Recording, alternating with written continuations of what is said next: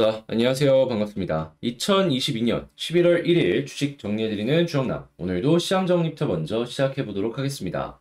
일단 뉴욕 증시는 이날 파월 페드 의장의 금리 인상 속도 조절 완화 발언이 나오면서 전체적으로 시장은 급등하는 모습이 보여졌습니다. 파월 의장은 이날 연설에서 인플레이션을 낮추기에 충분한 제약적인 수준의 근접함에 따라 금리 인상 속도를 완화하는 것이 타당하다며 금리 인상 속도를 완화할 시기가 빠르면 12월 달에 올 수 있다라고 언급을 하였습니다. 또한 과도한 긴축을 원하지는 않는다며 금리 인하를 곧하기를 원하지 않아 금리 인상 속도를 늦추는 것이다 라고 설명을 하였습니다. 이에 페드가 12월 FOMC에서 금리 인상폭을 줄일 것이다라는 전망이 시장에서 커지는 모습이고요. CME 페더치에 따르면 연방기금 금리 선물 시장에서 페드가 12월 기준금리를 50bp 인상할 가능성은 77%로 높아졌고 75bp 인상은 23%로 크게 낮아진 수치를 확인할 수가 있겠습니다. 이어서 미국의 2년물, 10년물 국채금리가 급락세를 보이며 주요 기술주들의 강세도 두드러지게 나타났고요. 다만 파월 의장은 일부 진전에도 불구하고 아직까지는 물가 안정까지 갈 길이 멀기 때문에 제약적인 금리 수준을 이어가야 된다라는 긴축 지지 입장도 재확인을 했습니다. 자, 그렇다는 얘기는 일단 속도는 떨어지지만 높은 고금리가 꾸준하게 유지가 될 것이다 라는 부분은 생각을 하면서 볼 수 있겠죠. 그런데 지금까지 나온 내용만 놓고 본다면 호재다 이렇게 볼 수 있겠습니다. 자, 그리고 페드의 경제 동향 보고서인 베이지북에 따르면 최근 미국 내 경제 활동은 직전 보고서에 비해 보합세를 보이거나 경미하게 확장했다라고 진단한 것으로 전해지고 있습니다. 페드는 소비자 가격이 대부분 구역에서 완만한 또는 강력한 속도로 상승했다라면서도 전반적으로 가격 인상 속도가 둔화했다라고 평가를 했습니다. 자, 이어서 인플레이션은 앞으로 계속 일정하거나 완만하게 이어질 것이다 라고 예상을 했는데, 자, 이렇다는 얘기는 인플레이션의 피크 아웃에 대한 이 본격화가 어느 정도 보여지기 시작을 하였다. 이렇게 생각을 해볼 수가 있겠죠. 자, 그리고 이날 발표된 주요 경제 지표는 약간 엇갈린 모습을 보여줬는데, 미국의 3분기 GDP 수정치는 2.9% 증가해 앞서 발표된 수치를 웃돌았지만, 반면 11월 ADP 민간 고용은 전월 대비 12만 7천 명 증가해 시장 예상치를 밑돌았고, 구인 이직 보고서에 따르면 10월 채용 공고 역시도 전월 대비 35만 3천 건이 감소한 1033만 4천 건이 기록된 걸 확인을 할 수가 있어서 일단 경제 지표는 이 엇갈린 모습이 어느 정도 보여지고 있다는 걸 확인을 할 수가 있습니다. 자, 국제유가는 WTI 기준 80.55달러로 3.01% 상승 마감하였고요. 채권은 혼조에 달러는 약세, 금 가격은 하락 마감하였습니다. 자, 그러면 조금 더 디테일한 내용들 보기 위해서 뉴스들 하나씩 살펴보도록 할게요. 자, 일단 가장 먼저 파월 의장의 발언이 메인에 올 수밖에 없죠. 예, 금리 인상의 속도 조절, 속도 완화, 요거에 대한 기대감, 제약적인 정책은 유지한다. 요 부분 생각을 하시면서 일단 이제 향후의 연준의 기조에 대해서 가늠을 하시면서 참고하시면 좋을 것 같고요.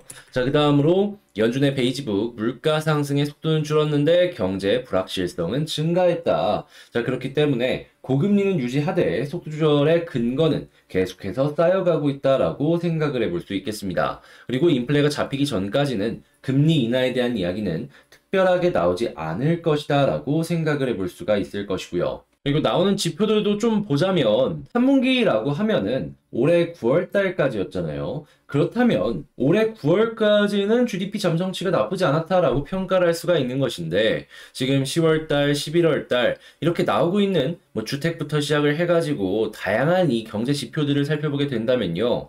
떨어지고 있습니다. 자, 그렇다는 얘기는 이 여러 가지 경제 지표들도 지금 조금씩 이 꺾이는 모습들이 보여지고 있다. 이렇게 생각을 해볼 수가 있을 것 같거든요. 특히나 일반 서민들 입장에선 가장 큰 자산이라고 볼 수 있는 주택가 가격 같은 경우에는 향후의 2년간 매우 고통스러울 것이다라는 전망이 계속해서 나오고 있는 것도 확인을 할 수 있기 때문에 지금 어떻게 보면은 이제 주택시장은 시작이다.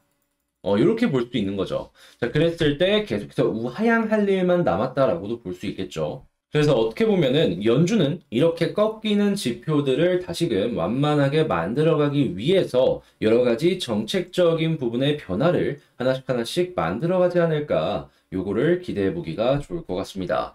자, 그리고 이런 움직임은 미국뿐만 아니라 유럽 역시도 계속해서 같은 결로 보여질 것이다 라고 생각을 해볼 수가 있을 것 같은데, 일단 유로존의 11월 달 CPI 예비치가 10%를 기록했다라고 합니다. 저번 달보다는 완화가 되었다라고 하지만 엄청난 수치이죠. 자, 그러다 보니까 금리 인상을 멈추지는 않을 겁니다. 자, 그런데 현재 이 22쪽에서도 그렇고 속도에 대한 이야기는 차근차근 늦출 수도 있다? 이런 얘기들을 하고 있거든요. 아무래도 고점에서 조금씩 꺾이는 모습 때문에 그런 것 같은데, 유럽 쪽의 에너지 가격이 굉장히 심각한 만큼 에너지가 꺾이는 모습이 조금 더 보여지게 된다면은 유럽의 그런 모습은 추가적으로 나올 가능성이 높아서 미국, 유럽이 움직이면 전 세계 따라갈 거 아니에요? 전 세계의 금리 인상의 속도 조절이 동시다발적으로 이뤄지는 것도 기대하기 괜찮지 않을까 싶습니다.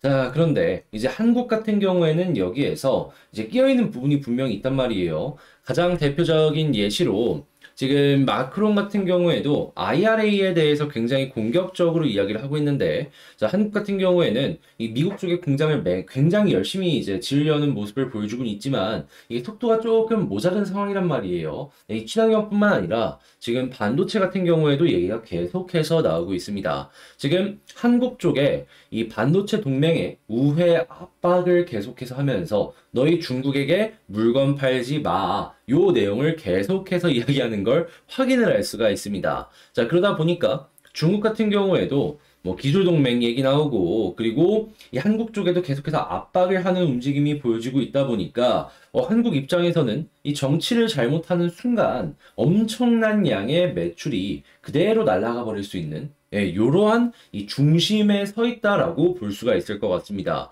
특히나 미국, 중국뿐만 아니라 유럽 역시도 기술 확보에 사활을 걸면서 엄청난 손실이 나는데도 불구하고 일단은 반도체 자립을 일어나려는 모습을 보여주면서 이 삼성전자의 강한 경쟁자의 출현을 걱정하게 만들고 있다라고도 볼 수 있기 때문이죠. 진짜 여기 위치에서 이 정치 잘못하면은 이 국제정치 한 발 잘못 내딛잖아요. 그대로 이 우리나라 반도체 시장 쭉 쪼그라드는 거 생각할 수가 있는 겁니다. 왜냐하면 결국에 시간의 문제일 뿐이지 대체제는 생길 수밖에 없습니다. 필요에 따라서 얼만큼 투자를 하느냐에 따라서 다르겠지만 이 유럽의 모습을 보세요. 140조랍니다. 140조. 그냥 마냥 안심하면서 보는, 그건 아니다라는 것이죠. 반도체뿐만 아니라 현재 이제 금융 쪽도 굉장히 안 좋은 모습을 보여주고 있는데, 지금 실적잔치 시중은행과는 딴판으로 저축은행은 실적이 줄어들었다라고 내용이 나오고 있어요. 자, 그렇다는 얘기는 한국의 정책이나 아니면 조달금리가 계속해서 올라가는 이러한 모습들이 보여주고 있다.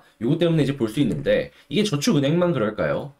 카드는 물론이거니와 다양한 보험부터 시작을 해가지고 영향을 미치는 부분들이 많을 수밖에 없다라는 걸 확인을 할 수가 있는 거예요. 자, 이런 모습은 당연히 경기에 침체가 나왔을 때 보여지는 것이기 때문에 각 기업들의 투자도 줄고 재고도 늘어나고 안 좋은 모습이 계속해서 보여지고 있죠. 실제로 여기에 영향을 받아서 경남의 18위 중견 이 동원 건설 산업이 부도에 맞았다라고 합니다. PF발 연쇄 도산이 시작이 된다라는 이야기들이 나오고 있는데, 악성 미분양이 넘치는 건 향후에 2년 동안 계속해서 증가할 것이기 때문에 어떻게 보면 이번의 부도는 시작일 가능성이 높다. 앞으로 계속해서 하나씩 부도 기업들이 생길 수 있다라는 걸 생각을 하시면서 보시면 좋을 것 같습니다. 자, 근데 이것도 맨 위에 있는 관세사들은 그렇게까지 크게 걱정할 필요가 없어 보여요. 왜냐하면 수주 물량을 제가 봤거든요.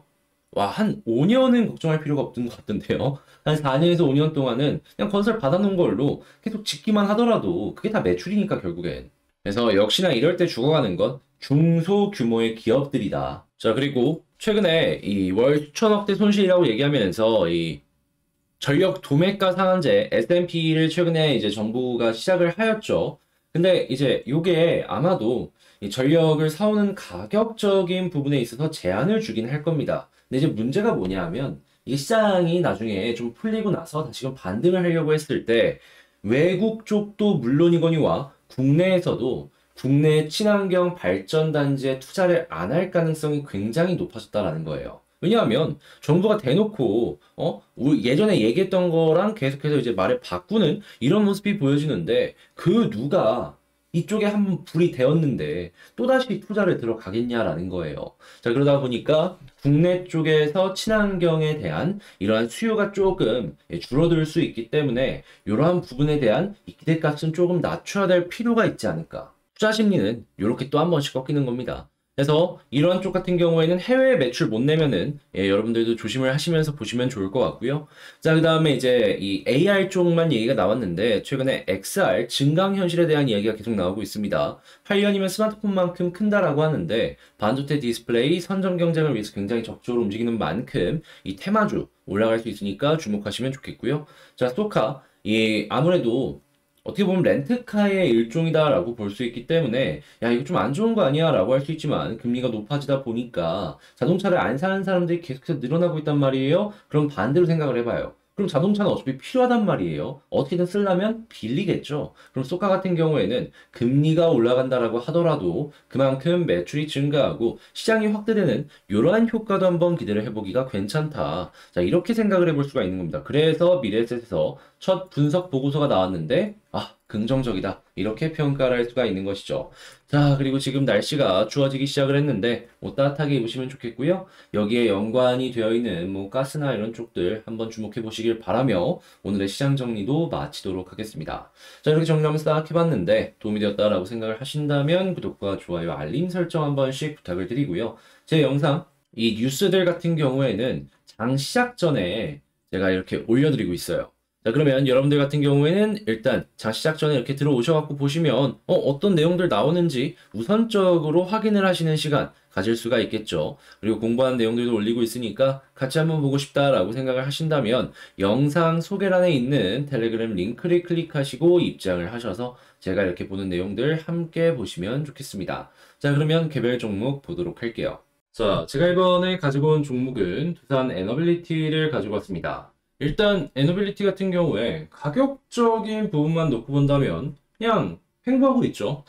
그러다 보니까 좋은 것도 아니고 나쁜 것도 아니고 그냥 지나가는 날 중에 하나였다. 이렇게 생각을 해볼 수가 있을 것 같고 추세적인 부분은 조금씩 머리를 들어주는 모습이 확실하게 보여주고 있다 보니까 기대할 수 있는 부분도 있다라고 보는데 자, 그랬을 때 우리가 지금 주목을 해봐야 될 부분이 뭐가 있는지 뒷받침해 줄 수 있는 뉴스는 또 어떤 게 나오고 있는지 요 순서대로 한번 분석을 시작해 보도록 하겠습니다. 자, 일단 제일 먼저 두산 최근에 원전 관련된 내용이 계속 나왔죠. 국내에서도 원전 건설을 늘리겠다 이런 내용들이 나왔었는데 이어서 수소 관련된 내용도 나온 걸 확인을 할 수가 있습니다. 지금 한국 정부에서 정책적으로 수소 쪽을 키우기 위한 움직임을 계속해서 보여주고 있죠. 그래서 수소 관련 ETF가 탄력을 받고 굉장히 꿈틀꿈틀해주는 모습을 보여주고 있는데 자, 그랬을 때 이 정책이랑 두산이랑 어떤 상관이 있고 어떠한 식으로 연결이 될지 이것도 한번 생각을 해봐야 되잖아요. 그랬을 때 일단 첫 번째 두산 에너빌리티의 자회사는 두산 퓨얼셀이라고 있습니다. 그 회사가 수소 연료전지를 만들어서 판매를 하는데 국내 연료전지 시장에서 1등이고요. 전 세계에서 유일하게 흑자를 내는 수소 연료전지 기업입니다. 점유율이나 기술적인 부분도 탑을 유지하는 모습을 보여주고 있고 최근에는 중국 쪽에 대규모의 수출 물량을 받아서 수출을 준비하는 이러한 모습도 확인을 할 수가 있죠. 자, 그리고 에너빌리티는 이 퓨얼셀과 함께 합작을 같이 합니다. 자, 그러면서 어떤 식으로 수소 생태계로 넘어가려는 모습을 보여주고 있느냐. 일단 가스 터빈 관련해가지고 이 두산 에너빌리티가 상당히 많은 매출을 내고 있는 걸 아실 겁니다. 근데 이 가스에다가 이 수소를 섞은 이 혼소로 일단 넘어가고 그 다음에 최종적으로는 수소만으로 발전을 하는 이 수소 터빈으로 기술 개발을 진행할 것이다 라고 이야기를 해가지고 이 터빈 쪽으로 두산이 수소 경제에 수혜를 입을 것이다 라고 생각을 하시면서 보시면 좋을 것 같습니다. 자, 근데 단순하게 이 터빈 말고도 지금 계속 얘기 나오는 부분들이 상당히 많은데 그 중에 하나가 뭐냐 하면 자, 영국의 존슨 매티와 암모니아 분해 기술 개발에 협력을 맺는다라고 합니다. 이 암모니아를 화학 반응을 시키면은 이게 수소가 되거든요. 자, 그래가지고 이 암모니아를 통해 가지고 이 수소의 이동 부분에 있어서 굉장히 적극적인 사용을 할 것이다라는 기대감이 많은데 왜 하필 암모니아냐? 이걸 좀 말씀을 드리자면 전 세계를 이 수소를 좀 이렇게 보내줄 수 있는 이 파이프를 전부 연결을 할 수가 없을 거 아니에요. 자, 그랬을 때 암모니아를 화학 분해를 하게 되면은 상당히 많은 양의 수소를 얻을 수가 있다고 합니다. 제가 알기로는 한 70에서 80% 사이가 되는 걸로 알고 있는데 그러다 보니까 굳이 이동하기 힘들다라고 하면은 비교적 안정적인 암모니아로 이동을 시키는데 도움을 좀 얻으려고 하는 것이죠. 그리고 안정적이라는 특성이 있다 보니까 이 배 있죠, 선박. 이쪽에서도 추진선을 운영을 할 때 수소 추진선에 대한 이야기도 나오고 있지만 암모니아 추진선도 얘기가 나오고 있습니다. 자, 그러니까 어떻게 보면은 두산 입장에선 수소 관련 생태계에서 핵심이라고 할 수 있는 부분을 굉장히 적극적으로 기술 개발하고 투자를 하고 있다라고 생각을 해볼 수가 있는 것이죠. 그렇다라고 했을 때 시장의 방향이 뭐 A, B 둘 중에 한 군데로 이렇게 쭉 쏠린다라고 하더라도 양쪽 다 투자를 했기 때문에 둘 중 하나로 인해서 회사가 커지는데 상당히 큰 수혜를 얻을 수가 있을 것이고요. 그리고 기술이라는 게 개발을 해놓고 발전을 시켜놓으면 없어지는 게 아니잖아요. 또 상황이 바뀌게 되면 그쪽으로 해가지고 수혜를 입는 식으로 연결을 생각해 볼 수 있지 않을까 이렇게 기대하기가 참 좋을 것 같습니다. 자, 그랬을 때 현재 이제 나오는 뉴스들 매우 긍정적이다라고 평가를 할 수 있을 것 같은데 이 수급을 한번 놓고 보자면 최근에 너무 좋아요. 그냥 횡보하고 있는데 개인들의 물량이 팔리고 있고 외국인이랑 기관이 사모으고 있습니다. 횡보하는데.